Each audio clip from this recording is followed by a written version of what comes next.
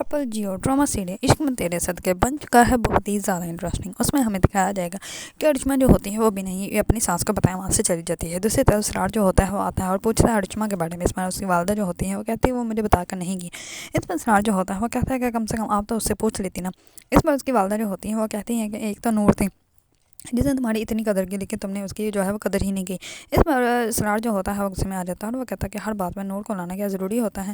دوسری طرف جو ہوتا ہے ذوالفقار شاہ اس کا جو بیہیویئر ہوتا ہے وہ نور کے ساتھ اچھا ہو جاتا ہے۔ نور جو ہوتی ہے وہ کہتی ہے کہ آپ اپنی بیوی سے بہت محبت کرتے تھے حور سے، اسی وجہ سے آپ حور کو جو ہے مجھ پہ ڈھونڈتے رہتے ہیں۔ یہ بات سنتے ہی ذوالفقار شاہ جو ہوتا ہے وہ خاموش ہو جاتا ہے۔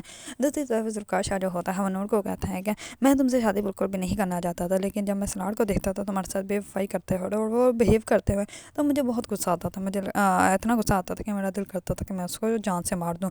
دوسری طرف ذوالفقار شاہ جو ہوتا ہے وہ اپنی والدہ کو سب کچھ سچ بتا دیتا ہے۔ اس پر جیسے ہی اس کی والدہ سنتی ہے تو وہ بہت زیادہ حیران ہو جاتی ہیں اور وہ کہتی ہیں ڈاکٹر نے تو ہمیں کچھ اور بتایا تھا۔ اس پر وہ کہتا ہے کہ میں اس کا ٹیسٹ کروا کر آیا ہوں، لیکن اس کے ٹیسٹ میں جو ہے وہ کچھ بھی نہیں آیا اور وہ پریگننٹ نہیں ہے۔ یہ بات سنتے ہیں اس کی والدہ جو ہوتی ہے وہ بہت زیادہ حیران و پریشان ہو جاتی ہیں۔ اس بات ذوالفقار شاہ جو ہوتا ہے وہ کہتا ہے کہ اس ڈاکٹر نے ہمارے ساتھ جھوٹ بولا تھا، ہمیں اس کی بات ماننی ہی نہیں چاہیے تھی، اس کی وجہ سے جو ہے ہمارا اتنا رشتہ جو ہے وہ خراب ہو چکا ہے۔ اس پر ذوالفقار شاہ کی والدہ جو ہوتی ہے وہ اپنا بیہیو چینج کر لیتی ہے کیونکہ اس کو بھی اچھے سے پتہ ہے کہ اس کا بیٹا جو ہے وہ نور سے بہت زیادہ محبت کرتا ہے۔ اگر آپ لوگوں کو ڈرامہ سیریل عشق میں تیرے صدقے پسند ہے اور اس کے بارے میں نیو اپڈیٹ جاننا چاہتے ہیں تو میرے چینل کو لائک کمنٹ اینڈ سبسکرائب کرنا مت بھولیے گا۔